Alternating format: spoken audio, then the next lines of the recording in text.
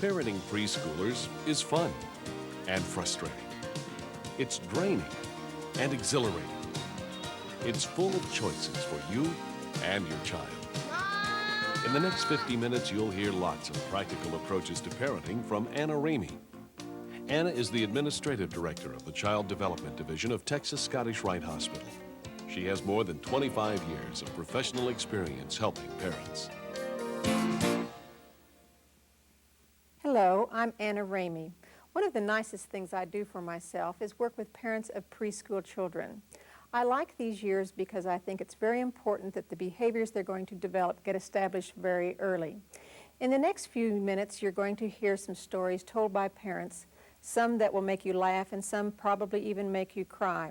But what we will be dealing with is the solutions to those problems that you deal with every day. If I asked each one of you what you would want most for your child as he or she grows older, I think you would say a strong, healthy self-esteem. And that's what this video is all about. Before we join a group of parents with questions like yours, let's look at 5 principles which I think are important. Children do not come into this world knowing what is expected of them. You are the most important teacher your child will ever have. If you want to modify your child's behavior, you will have to modify yours first. We tend to reinforce the behaviors we do not want. Therefore, we need to spend more time and energy reinforcing the behaviors we do want. And finally, always try to put your child in a situation where he or she will be successful. But just as I am concerned about the child's self-esteem, I'm also concerned about your self-esteem as a parent.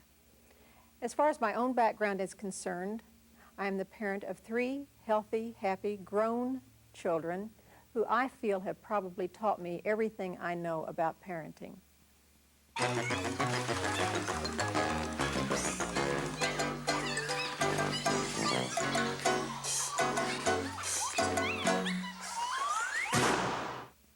Let's talk about negative behaviors first, because I think that's the one that parents are the most concerned about. Anybody have a question?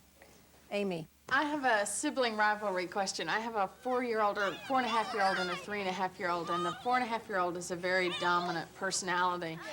So he knows how to get to the 3-year-old, and sometimes I want to pull the 3-year-old aside and say, go ahead and punch him. How do you let the 3-year-old have a sense of self-worth? And I don't want to always be stepping in defending him. I think he should be able to hold his own weight, and I don't let them, go at it forever, but the 4-year-old will just needle him and needle him and needle him just to... Okay, the first thing I think we have to recognize is that sibling rivalry is normal. It's been around forever. There's no way that we can plan to get rid of it. The idea is, how do you live with it? Now, these two are very close in age. 17 months. That's right. But even if they weren't, you can plan on the fact that this is going to go on all through the years that you're going to have them living together. And you can either get into it, right into the middle of it with them, which is probably what they want. In fact, let me ask you this. What is it that children want more than anything else from their parents? Attention. Attention. And this is one of the greatest ways to get attention for the child. So if they come running to you, automatically you're going to want to get in there and do something about controlling the behavior. But instead you can go in and you can say, what might they be fighting over, Amy? Who's going to get dressed first? And the 4-year-old can't bear the fact that the 3-year-old might beat him in something. So he needles him or throws his shoes away or does something to impede his progress so that he can be number 1. Yes, and then what happens next? The 3-year-old starts sobbing. And then what happens next? Then I start to feel my blood pressure go up. So now then you have entered the scene, right? Try not to, but yes, most probably I walked in and said, older one leave younger one alone, because I want him to learn how to do it himself, and it doesn't matter who wins. This is not a race. Okay, so there's a temptation there to get into dialogue with them, of course, which they love, because now they have your attention. Instead, you can walk in and say, I think we've got a problem here. Either you two can take care of it, or I'll take care of it. If I take care of it, then you're both going to have to be separated. The decision is yours. Now, what you have done here is back to one of the first principles I mentioned, and that is you set the choice. You say with the behavior that you want, so you're teaching that behavior, and you say, if the two of you can get along and work this out, then you may continue to stay in the room together. However, you have a choice. If you can't and I have to get on it, then you're going to be separated. They have consequences for either one of those decisions, and you let them make the decision. And if they do not make the right decision, if they choose to continue to fight, then you say, you've made the choice. One goes to this room and one goes to this room. Which one do you remove? Well, I mean, don't you feel like sometimes you're punishing the 3-year-old or, separating them when it's not? Yes, but you're also going to be plenty of time when each has the responsibility for starting it. And as early as you can get them to work these differences out themselves so that they don't call on you, then it's going to save your time and your energy, because you walk in there feeling pretty good, don't you? And it's just a matter of time till you start feeling the anger escalating, and then you've got 3 problems going instead of 2. So separate them. Okay. Any other questions on sibling rivalry? Valerie? Well, I have 3 daughters, all very close in age, and of course, one's always left out, always. So there's constant battling going on in our home, and everything I've ever read or heard is, unless they have machine guns or grenades, just leave them alone and let them work it out. My problem is that they are constantly battling and come running into the room where I am, shrieking, she's hit me, no, she pulled my hair, and you didn't see what happened. You don't know who's telling the truth. What do you do? Okay, what do you do when they do that? What's the natural Valerie thing that happens normally? I shriek right You back. bet, you bet. It's very easy to get into that shouting and shrieking. And of course, that's feeding right into the behavior. That's reinforcing the very behavior that you do not want. So instead, you can say, this is the rule. You all either work it out. If you can't, then I'm going to separate all 3 of you. Which do you want? And then if they make the consequence, or they make that choice, and then you choose the consequence, and if you need to, you go in this room, you go in this room, you go in this room, and this brings up a very important thing. Every family should have a kitchen timer. And this is a very nice way of saying, we're going to separate here, but you can come back. And you set the kitchen timer and you say 15 minutes in your own rooms or in your different spaces, and then, think about it. Think about what's going on here, and then we'll come back out at another time when you can get along a little bit better. And of course, the alternative to this, Valerie, is that if they choose to work it out themselves, and if they get along, what are you going to do about it? Let them know you appreciate it. Reinforce it in some way. That's right. What about the way they enter their room? When I send my almost 7-year-old to her room, we stomp up, shrieking at Mother, and then we slam the door. Do you let them get away with that? Again, what are you doing when she's doing that? I immediately stomp up the steps behind her. I open the door and say, you don't slam the door on me. Okay. Again, that dialogue is very reinforcing. They're getting your attention. You have actually set what the consequence is going to be. Then it's now in a calm voice, Valerie. It's very important, because you've got to be the one that shows that you're in control here. And you say, you have made your decision, go to your room, and you may come out in 10 minutes. So she shrieks all the way to her room. As long as she's on her way to her room, then that's really the important thing. Don't get into discussion or dialogue. And now let's review the important points. Sibling rivalry is normal. It provides children an opportunity to work out their differences in a protected environment. As the parent, you must try not to become a referee. Instead, help your children work out their own problems. And when they play well together, reward them with your positive time and praise. And now let's talk about one of the questions I am most frequently asked. I find that my husband Tim does not get home early. He's most of the time home about 8:30 or 9, so he misses the girls at night. And so by that time, I've hit my frustration level, and that's when I tend to just lose control myself. I'm tired, and I'll spank them. Mm-hmm. And I think, of course, it's more for my benefit, but I can't help it. Sometimes I just get to this point. And thank you for bringing that up, because I think you're expressing what a lot of parents feel. Number one, you're saving something all day long. You're choosing not to deal with the little ones or to deal with the little problems until they become so great. Then you've got to release that physically. And you have said already that spanking is really more for you than it is for the child. And my feelings on spanking are that spanking is really not all that effective. A child will remember that he was spanked, but he won't remember why he was spanked. And it's also very hard if you're going to be teaching your child that people are not for hitting, to then come back to your child and say, but it's all right when I hit you. And spanking by another name is called hitting. And also the problem here with spanking, if that's your only alternative, as the child gets older, then you've got to hit harder. And I don't think there is one of us in this room who feels good about hitting our child. And usually it's because we don't have another alternative. So I'd really like for you to consider isolation as a positive alternative to the spanking situation. And I want to add something else here because I've heard it mentioned several times. It's not only spanking and physically hitting that is abusive, but yelling and screaming at your child can also be abusive. That's another form of abuse that we want to get away from. And it's so easy to get into that habit because it becomes a way of communicating with your child. Try to get to these behaviors very early before you get angry. Don't save them all day. You know, even if they seem very little, then you want to deal with them very early and not let that anger get built up.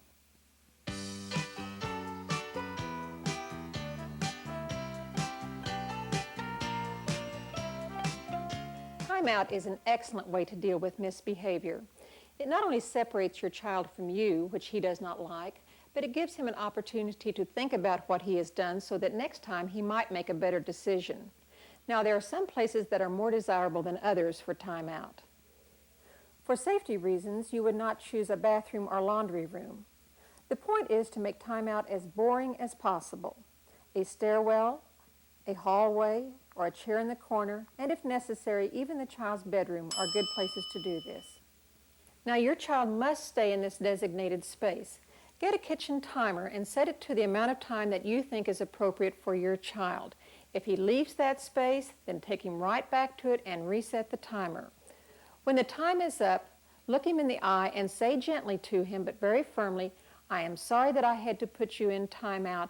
Maybe next time you'll make a better decision. But the other side of that is to try to catch your child when he gives you the behavior that you want. And your time is the most powerful reinforcement that you have. You can do this by either taking him to the park, go for a walk, play games with him, or just sit down and talk.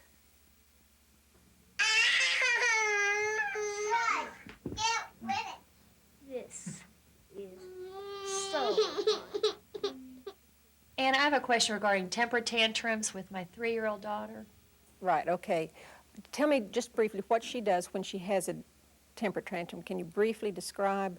Well, it's very defined at the beginning. And so then it becomes a war between her and I on who's going to win this. Right, does she throw herself on the floor and yell and scream? A lot of yelling and screaming. And what are you doing while she's yelling and screaming? I'm very monotone with this. And Meg, I say, Megan, I try to be very level-headed with this, and I'm pretty good at that. My mother says I'm too level-headed, and I need to start screaming back. But, I said, you have to go to your room, until you can calm down, because I'm not putting up with this. And she's flailing, and the legs are kicking and everything, and so I pick her up, put her in the room, and then that's not enough for her. Okay, you have several choices here. One is, I need for you to get quiet. If you get quiet, you may stay in the room. If you do not, you're going to have to leave the room. And that's all you need to say. Beyond that, you don't need to say anything more. If she is, talking back, yelling at you, yelling and screaming, you just take her by the little hand, take her in her room, and close the door, and you say, again, once you stop screaming, I'll turn on the timer, and then you may come out after 5 minutes. But we're not going to have temper tantrums. They may go into their rooms, however, and kick the door, break a lamp, break a toy, throw something against the wall, and if they do that, then you go in and remove whatever object they have just destroyed and said, I am sorry that I'm going to have to take this away from you and it will not be replaced. When you can learn to handle your anger in a more constructive way, then we'll keep these toys out, but this toy is going to go away. And so you can put it in a sack and remove it or something, and do not replace it, because their temper tantrum destroyed it. You do not replace it. But you also want to teach the behavior you want. So you're going to have to show her that there is some communication, some words that she can say to you that are very acceptable that will take the place of the temper tantrum. With all of these behaviors, I want to make one comment, and they're going to look a little different as the child grows older. But keep in mind that if you don't deal with these problems now, Think about your child as weighing 100 pounds more than he's weighing right now, and you're essentially looking at what a teenager is going to be doing. So if whining is the problem, then we need to address whining or complaining when they're during these preschool years. You make sure that you don't get caught up in it. You say what the rule is about whining, and that is, I won't listen to whining. If you can talk and tell me what the problem is, then I will address it. If you don't, then I'm going to have to send you to your room until you can come back and ask the question that you wanted to ask. So just don't get caught up in the complaining part, but be very direct with them. Ask yourself the question, anytime you get these behaviors you don't want, say, who's in control here? Who has the power? And if it's the child, you've got to get that power back. Because a child who has, if you've abdicated your leadership and your authority to the child, you've essentially made an orphan out of that child. Okay, Neil? One thing that's often difficult, Margie's at home with the girls all day long. I come home at 6. She says, I'm checking out, you check in.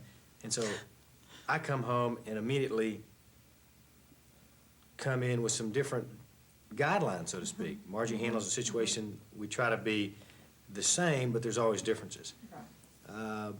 What kind of advice can you give me out of that scenario? You're not going to agree on everything in the way of disciplining your children, but try to agree on most of it and try to have these discussions away from your children so you know what you're going to do, because children are so clever, aren't they? And they can so easily manipulate one against the other. And so the more you're consistent within or between each other in addressing these problems, and maybe she comes to you and say, we need to have a little talk. This is what's been going on. How do you think we should manage it? Or this is what I've been doing. I'd appreciate it if you could follow through. I mean, some of that's idealistic because the conditions are not going to allow it. But as long as you're thinking about it and working on it to be unified in your decision, I think it's appropriate. Quickly, let's review the segment on temper tantrums. First, try timeout. However, do not turn the timer on until your child has stopped yelling and screaming.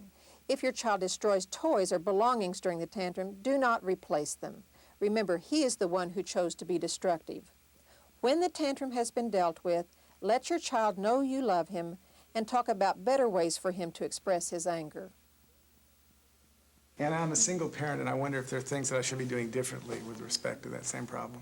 Okay, I think most single parents, and I've been one myself, I've raised 3 children as a single parent, and we carry some feelings sometimes that our situation is different, therefore the rules need to be different. And in response to your question, it's very important that these principles that we are talking about apply to children. It doesn't make any difference whether you're single or whether you're 2 parents, maybe even in conflict living in the same house. You try to be consistent and follow through with them. They're the same principles that apply to everybody. I'd like to add a few more comments about being a single parent. You may be feeling guilt or conflict toward the other parent or fatigue just from all of the responsibility. If these feelings persist, please seek counseling and do not let your children become involved in your adult problems. They cannot handle that burden. Also, do not alienate your child from the other parent. A child needs both mother and father, even though you may not be living in the same house. And if you're an only parent, enlist the support of friends and relatives to help you.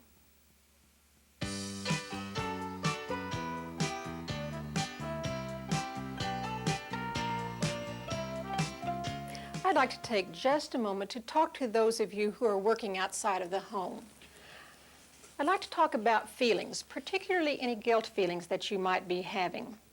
You might be thinking, will my child think I do not love him or care for him as much because I am working? You might be concerned about some psychological problems that might develop as the result of this decision. Does the person who is taking care of my child do as good a job as I do? Or does that person do a better job than I do? And how can I keep my energy level up after working all day? In dealing with these feelings, remember that the preschool years do not last forever. And it's all right for children to experience change in their lives, for it's through that experience that they will learn to cope. But the most important thing is that our effectiveness as loving, caring parents has nothing to do with whether we work outside of the home. Those qualities that we are trying to teach, such as trust, security, independence, responsibility, self-confidence, and self-esteem, can be developed by any parent, regardless of the work situation. Also know that there are benefits to working outside of the home. Needless to say, the additional income will provide you with more security. But if you're engaged in interesting, stimulating work, it will only add to your self-esteem as a parent. And working can be a wonderful opportunity to focus on developing independence and responsibility in your child. Here are some tips you might find helpful. Do not assume that others taking care of your child will be as conscientious about safety as you are. For your own peace of mind, be sure to discuss safety issues with those who take care of your child. Ask for the support of family members in sharing responsibilities. For example, also teach your child how to do things for herself, such as dressing, taking care of toys and belongings, and other appropriate chores. Do not try to be the perfect parent. You simply can't be everything to everyone. Remember, for example, that it is how you serve a meal rather than what you serve that is important. Serve the meal with love. Structure time like getting up and dressed in the morning and ready for bed at night, but leave your free time as spontaneous as possible. When you spend that time with your child, focus your attention on the child, eliminating as many distractions as possible. And last, hold your child and tell her how much you love her every day. Mr. B, if you don't put that back right this minute, we are not going to the farm and you are losing your turn to have a movie. Nick, I mean that right this minute.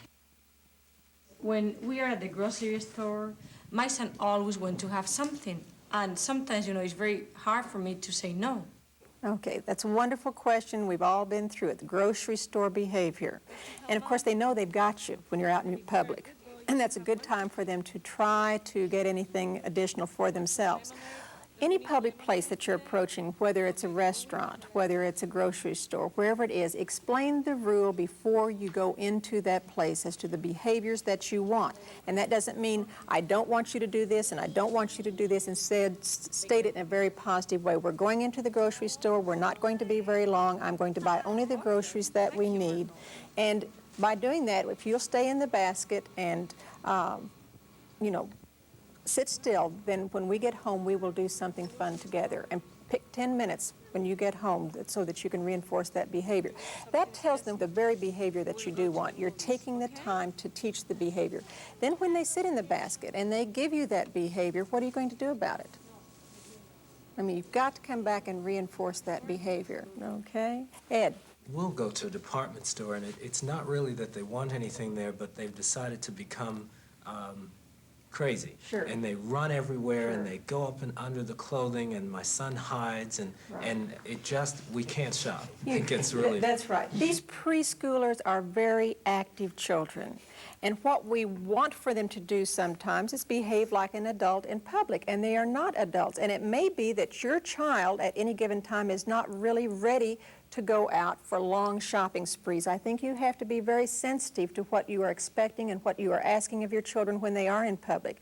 So you explain the rules that when you go into the shopping mall or that you go into the store, you're going to spend very little time there. There are a few things that you must get, and they are this and this and this.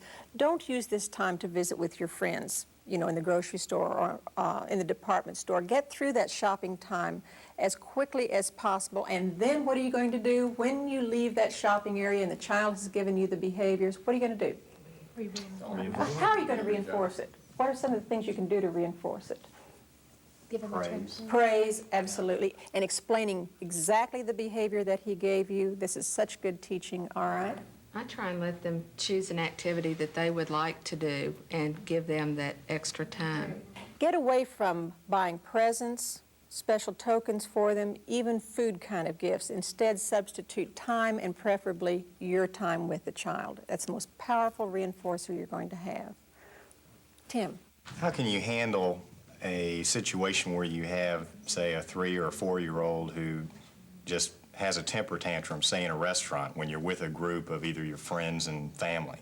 Okay, well, you know that they're doing it to get your attention, number one. Again, you can offset some of this by explaining the behavior that you expect when you go into a restaurant. And with these preschoolers, try to pick restaurants where they will be welcome.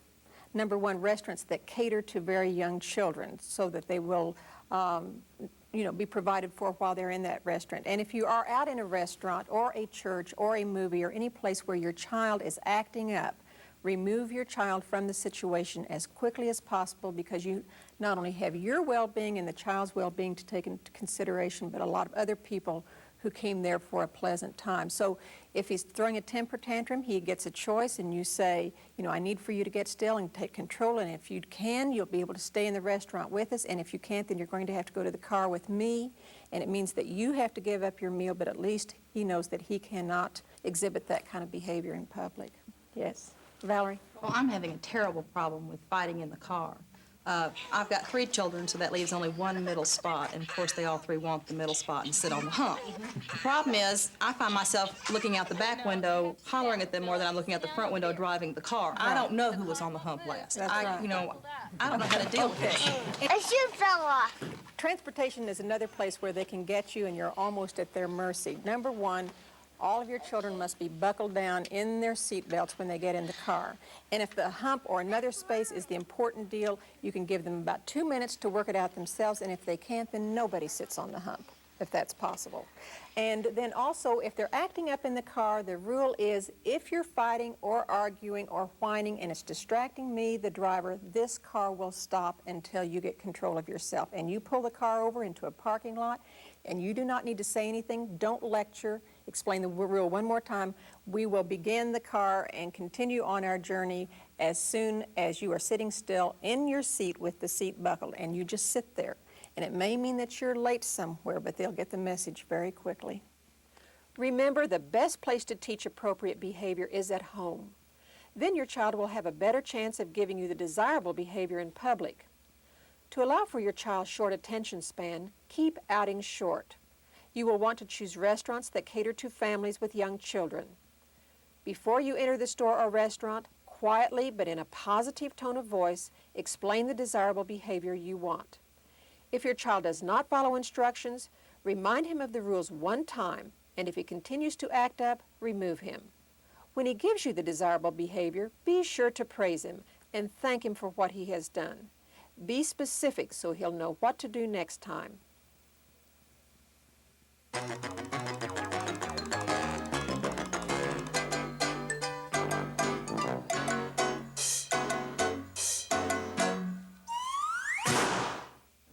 Now I'd like to talk about my favorite topic, and that is teaching children to be independent, teaching them responsibility, because all this ties into self-confidence and self-esteem. In fact, if I ask you the question, what do you want most for any of your children, I think you would say you would want their self-esteem, and I feel like these next few questions will deal most effectively with that. Do we have a question? Let's start off with the beginning of the morning. Anybody have a question as your child gets out of bed? Janet?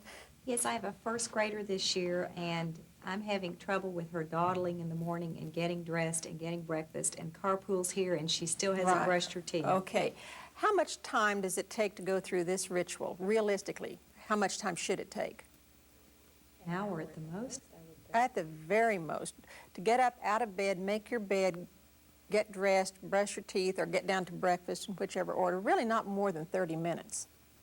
And this is a great place for the clock again and the timer. You and your child, when you're not angry with each other, sit down and say, this is what I need for you to do every morning. And you can even make a chart to put stars on for this. And you can say, every morning when you get out of bed, and I'll wake you up and I'll even give you one reminder. But after that, you're on your own, but I'm going to turn on the clock or turn on the timer for 20 minutes. And then you're going to select the clothes, and maybe you will have selected the choices the night before, and you will make up your bed, get dressed, and come down.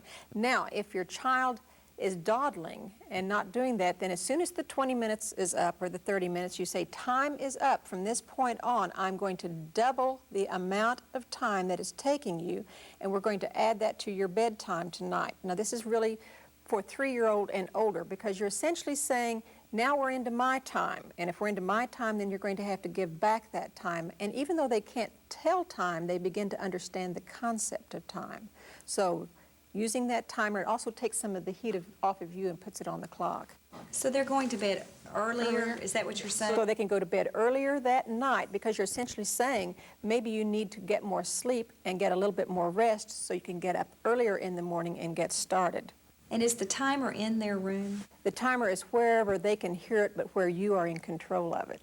You can even buy timers with ropes and put them around your neck if you need to so that you can put it on. Or put the timer in their room up on a dresser or somewhere out of their reach. But say, you know, I can hear that bell. And Janet, it may mean that morning they don't get bacon and eggs. It's just cereal because you're working on a behavior and you may have to give up your energy in one place to be able to focus on this particular behavior that you're working on. And that's what teaching is all about. Take the time and focus on the behavior that you're trying to teach. If you work on this kind of discipline that you are using with your children, you'll find that you're not punishing your children nearly as much.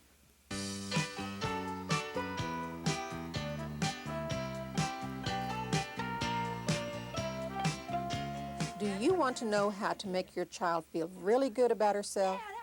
Teach her how to take care of herself and function independently. Teach each skill separately. Break the skill into small steps.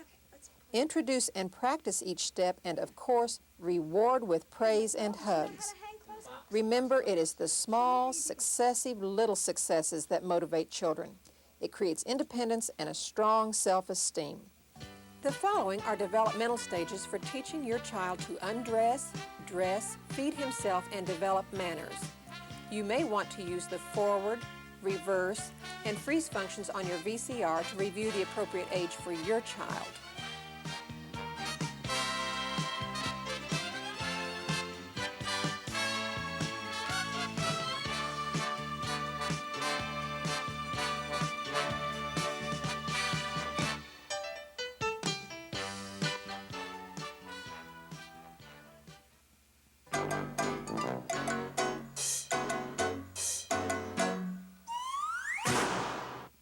Our daughter, I don't think the pediatrician has ruled out any physical problem, but she simply won't eat what we want her to eat when we want her to eat.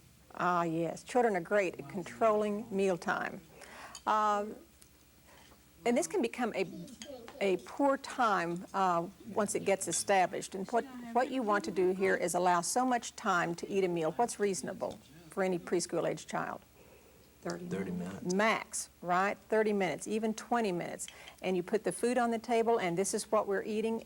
You don't necessarily have to eat all of it or eat everything that's in front of you, because even as adults, you want to have some choice about what you like and what you don't like. But the fact is that that meal is only going to be served one time. You have so many minutes to eat it. You can turn on the timer if you need to. And then when the timer has gone off, then you can pick up the food, and there will be no more meals or no more snacking or no food until the next meal. And imagine your child will be hungry by the next time the meal rolls around. Alan?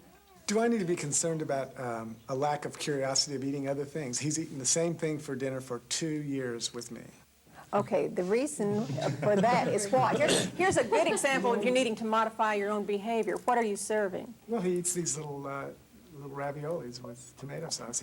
We've even made a joke of it. Who is serving those little raviolis? He's asking for them. He's asking for them. Aha. And there's what you want to address right there. You can say, we'll have raviolis every Monday night or whatever it is, and this is my time to choose tonight, and this is what we're having for dinner. And you serve it. And if he doesn't like it, fine, but that's all we're going to have for dinner. And see, this is the problem here, because once you give in to that, you've essentially reinforced the very behavior that you're trying to get rid of. And of course, he wants you to be a short order cook, or of course he wants you to serve him his favorite things. But I don't feel like a short order cook. I mean, if that's what he wants, that's fine. I mean, the food that I cook, I don't expect him to eat that. He's not going to eat it. But he likes that, and it's easy, and so I do it. But I'm just curious about his lack of desire to try new things. We'll be in a restaurant sometime, he wants the cheeseburger, the French fries, and that's it. But Alan, it's because he's getting those things and he knows that he can get them. And so if you say on certain nights, I choose the menu and that's what we're having, and it may be exactly what you're eating. You don't have to eat it if you don't want to, but that is what we're having tonight. Okay. And then there'll be no snacks later. He has to wait until the next meal. And sometimes hunger gives us a good message here that, you know, the food tastes all right after all.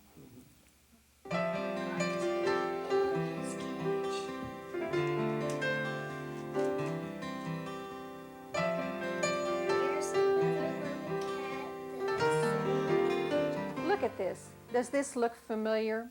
It's a mess, isn't it? But it doesn't have to be. One of the problems is that most children have more toys than they can successfully manage. Another problem is this toy chest.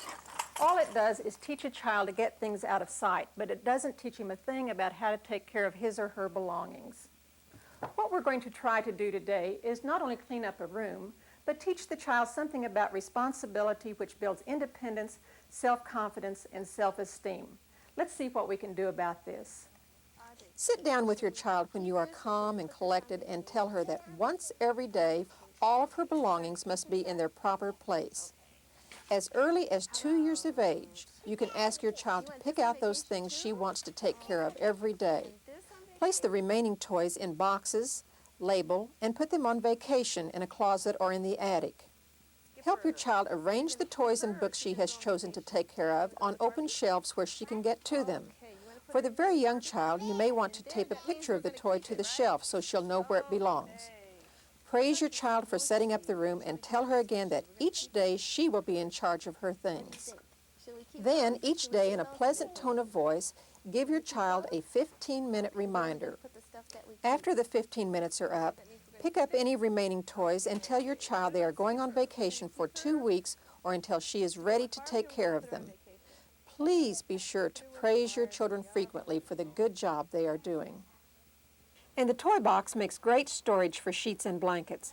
And now, let's return to our class. I'd like to ask you this question. What are some of the reasons why we give to our children?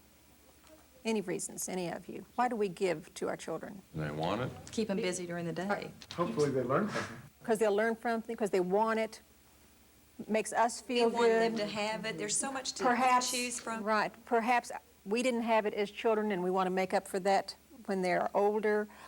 For some people, it's kind of a status game. The more my children have, the more power that gives them. All of these are good reasons, but what are the consequences for that kind of giving? Anybody care to add on this?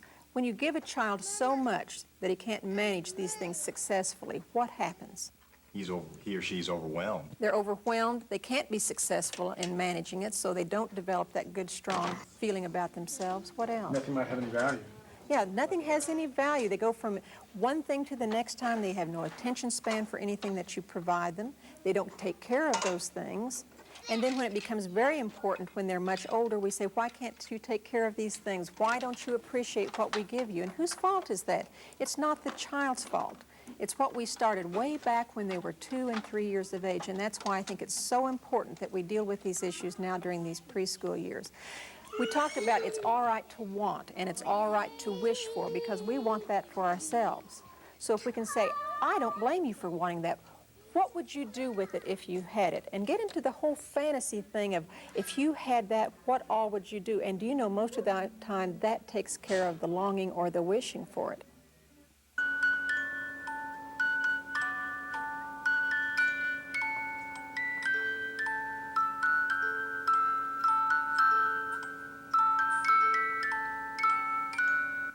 Now let's talk about nap time and bedtime. Without some kind of structure, this can be a real hassle. First, we have to recognize that some children need more sleep than others. Some children may not give up their naps until 4 or 5 years of age, whereas others may give them up as early as 2 to 3 years of age. Regardless of whether your child needs a nap, you need to build in quiet time each day, which is as much for your benefit as it is for your child's. Now let's go to that troublesome hour, bedtime. How about the nighttime routine? Does anyone have trouble with your children getting ready for bed? It is a nightmare at our house. And with 7 children, it begins usually around 7 and is usually not over till 11. Yes. And I think it's about to kill both of us. Okay. It's not realistic to think that you can have all 7 children or even both children down at the same time. And for your older children, you may want to stagger the hours so that they can stay up another additional 15 or 30 minutes before the younger ones.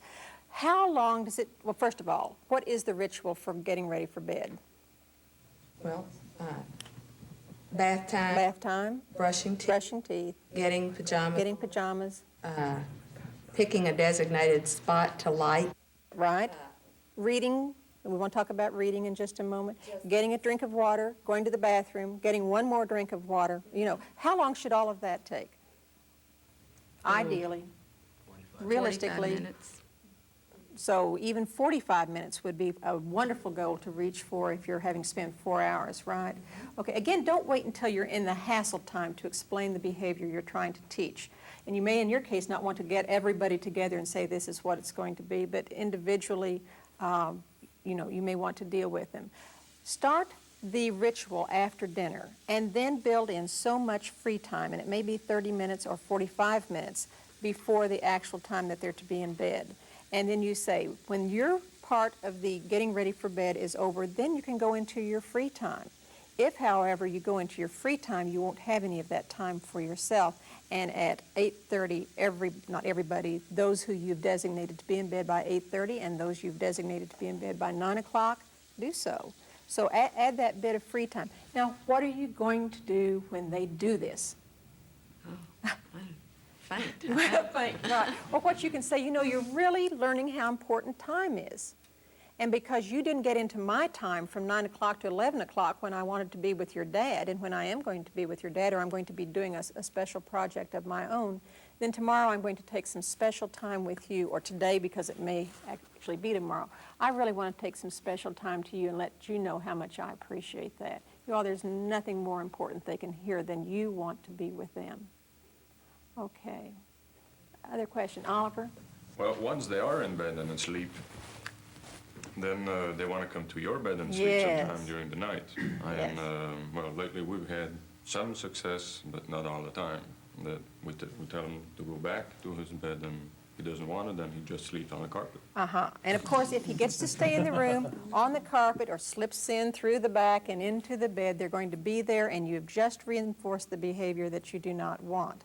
So how do you keep them in bed? This is a habit a lot like bedwetting. They're not really conscious. You can almost set your clock by the time that they're going to get up and come to your room because it's become habituated. Again, you don't wait till the middle of the night. You explain the night before they go to bed. You can say, we've got a little problem here. And that is, I don't even know if you're aware of it, but you're getting up in the middle of the night and coming into our bed. And this bed is for Mom and Dad, or this bed is for Dad, or this bed is for Mom. But the point is that, unless it's one of those scary times which happens every once in a while, or even a special time, they are to sleep in their own bed. It means you get up with them, take them by the hand, escort them back into their room, put them back in the room, and stay there.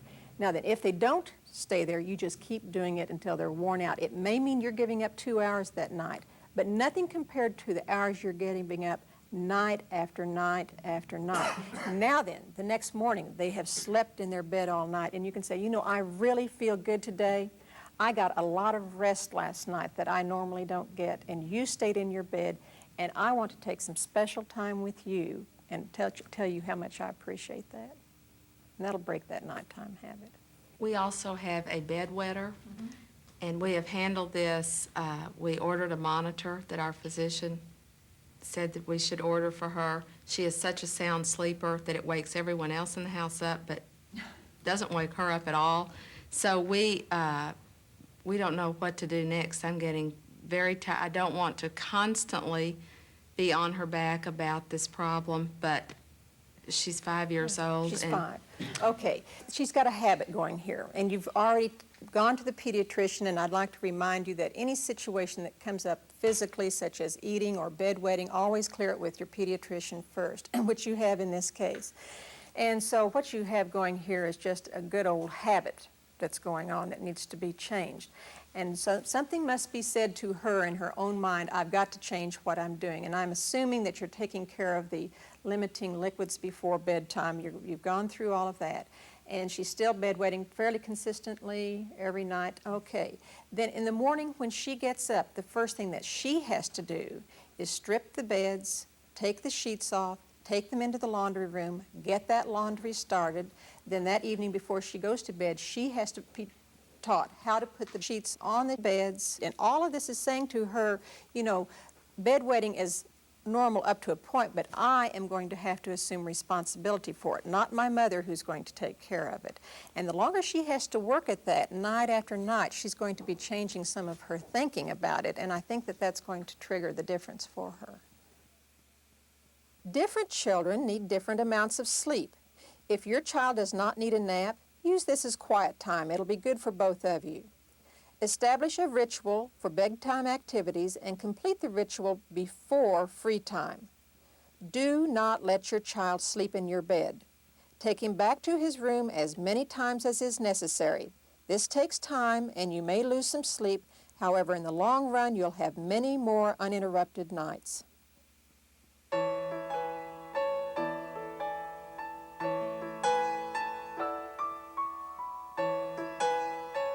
Now I'd like for us to spend just a few moments talking about feelings and dealing with feelings in your children and how to communicate with your children, because the more time we spend with this during the preschool years, then it becomes natural for us and we can deal with it very nicely then during those teenage years when it becomes extremely important. Any questions here? I have Alan? a question. Recently we've had a death in the family, and previous to that another one about a year ago, and recently Eric just sat down in the middle of the floor and just began crying and saying how much he missed his aunt. It took me by surprise and it caught me a little bit, and most I could do was just to hug him. Yes. What can I do? Okay, hold him, continue to hold him, even pick those little ones up and put them in the chair and hang on to them, but talk to them about their feelings. How are you feeling about your aunt?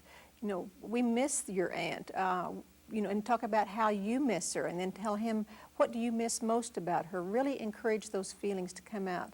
And this has not only to do with grief, but even joy, or taking the time to explain anger and sitting down. Don't suppress these feelings, and certainly don't get into this business, well, you don't feel that way. Of course they do, and that's the one thing we all own is our feelings, and you want to make sure that you give them the opportunity to deal with them, as well as the opportunity for them to see how you as an adult deal with them very openly. It's so easy because we're on such a fast pace and so busy that we want to just pass off a remark or answer to them when we're, you know, going 90 miles an hour. Stop what you're doing. Put the newspaper down. Turn the television off. Get down on their level, eye to eye, and say, I want to hear what you have to say. And then you can also say, I'm also wanting to listen to what you have to say. It's so tempting as a parent to be an advice giver. You know, that's that hat we give on, that we always have the answers and the advice. Sometimes just listen to them. Mm-hmm, oh, these kinds of responses that say, it's important to me that you talk and I will listen. But let them know that it's all right to carry those feelings around with them. Focused attention, keep that in mind too. Yes, Neil? Marge and I are expecting our third child in 3 or 4 months, and we have two girls, 3 and 5. What can we, or what should we discuss with the children now in preparing them for a new arrival? Right. I wouldn't start too much in advance talking a whole lot about this, but you certainly want to prepare the child. A mistake that we get into, I think, is telling the child or children how wonderful it's going to be to have this precious new person arrive in the family and giving them all of the positives, and then when it happens, it's not so wonderful after all. I think you owe it to them to also tell them that you're going to be tired and that you're going to have to get up in the middle of the night, and they're going to be dirty diapers to take care of, and that sometimes they're going to come in and you're not going to give them as much attention as they used to, and that you're going to try to be, you know, thoughtful about how they feel, and you want them to be thoughtful how you feel. And then when this actually happens, at times, you know, when the child may want to revert back to some of that infantile behavior, and you can let them know, I really appreciate your being 3 years old, because 3 years means that you can get up and you can help dress yourself in the morning, and you can help me set the table, and you are such a wonderful help to me at 3. And sometimes babies can just present a lot of work. Yes, Valerie? I was wondering, you know, it's so easy to go buy a videotape now and watch a Walt Disney program with your children. Is that as beneficial as reading a book, or? I don't think anything takes the place of sitting down with your child, particularly individually if you can, even if it's just for a few minutes, or even collectively if you need to, and reading to them. And this should not become nothing else should be a substitute for this. The reason for this is great language development time. It's interactive, whereas watching televisions can sometimes be passive. You're increasing the vocabulary. It gives you the opportunity to take the situations that occur in stories and use those as examples when you're teaching behaviors. It's wonderful quality time together, so keep that reading time built in. Another thing that we do as parents quite often is we stop reading to our children at the time they just begin to learn to read. And we need to continue reading to them. In fact, I like to be read to as an adult, and it's a very nice, pleasurable way to spend time together for many years. Alan? A question that relates to frustration. I've noticed some with my son that particularly when he's involved in some sort of a task or something that requires a long span of attention, he'll just get real frustrated and just smash a toy or start crying and yelling and really cause a problem to himself, really, which is not a discipline problem, but just a... I think you're describing a temperament situation there. Temperament and personality. He may be a bit of a perfectionist, or he may just want things to go just right. The fact that he feels those things is all right, but the way he handles them may need to be dealt with. And it's all right to express anger. Let your children express their anger, but let them know where it's appropriate to express anger. They can do it through words as long as they're not hurting other people. He can say, I'm really angry about this. This thing fell apart on me. I really wanted it to look nice. Those are good words. But if he physically destroys it, then you have to take it away from him, okay? One other comment I'd like to make, and that is this business of what you say to your children. Try never to put your child down. Try never to put yourself down. Try never to put your spouse down. My feeling is that we were not placed on the face of this earth to take away from people, but rather to support them. Even little words like dummy or stupid or bad boy can have a real effect on a child if that's the message that they are hearing. If our job is to build their self-confidence and their self-esteem, then we don't want to do anything that diminishes that. Okay, it takes a lot of hard work, a lot of energy, and a lot of time to be a good parent. I think you all are doing a wonderful job at that. I particularly want to compliment you dads who are so invested in your children at this early age. During my generation, it was pretty much the moms who took care of the preschoolers. But I think if you continue to work on it, do these things that we are talking about today, you are going to be richly rewarded for that. And for those of you who are watching our videotape, I would like to encourage you to play it back time and time again, because each time you're going to see something a little different, and as your children go through these different stages, you're going to notice different things. We feel very good about being parents, and we think you do too, and we know that's why you are watching us. And in closing, I'd like to just say, happy parenting.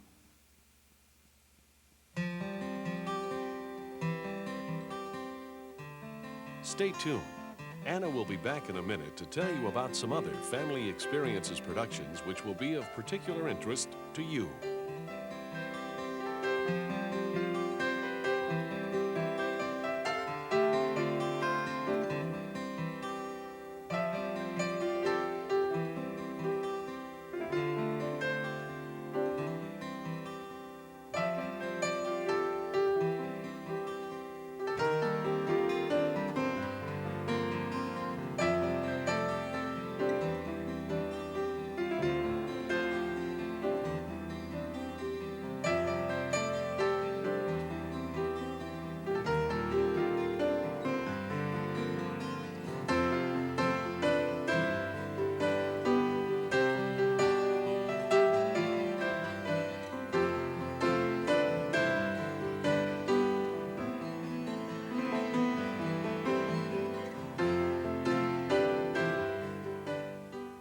As you can tell, Family Experiences Productions not only researches their tapes carefully, but has a lot of fun making them as well. And for that reason, I would like to tell you about two other tapes that I think you'll find most helpful. The first tape is called Happy Healthy Babies, the First 90 Days. It's a terrific video operations guide for new parents which covers the first 3 months a baby is at home. It covers 49 how-to topics ranging from breastfeeding to traveling with your infant. It also contains several focus groups of new parents who share their experiences and tips, and the end result is important reassurance at a time when most people need a little extra support. Happy Healthy Babies is 86 minutes long, but is intended to be viewed as your child develops. Up until now, this tape has only been available from hospitals, but the producers agreed with me that you and your friends should have access to this tape as well. The other video I want to mention has something for everyone. This tape is an aisle-by-aisle nutritional tour of a supermarket.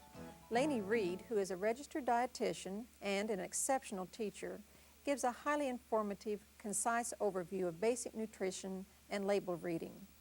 Then Lainey takes a tour group through the aisles of a beautiful supermarket to help them choose healthier foods. Lainey doesn't preach. She knows we're all human, and she gives us dozens of practical shopping and cooking tips, all in 52 minutes. With cholesterol and weight control on most Americans' minds today, I really think you're going to enjoy this tape. Here are the ordering details. To order Family Experiences Productions, call 512-451-TAPE or send your check or purchase order to Family Experiences Productions Incorporated, 1509 Old West 38th Street, Suite 4, Austin, Texas, 78731.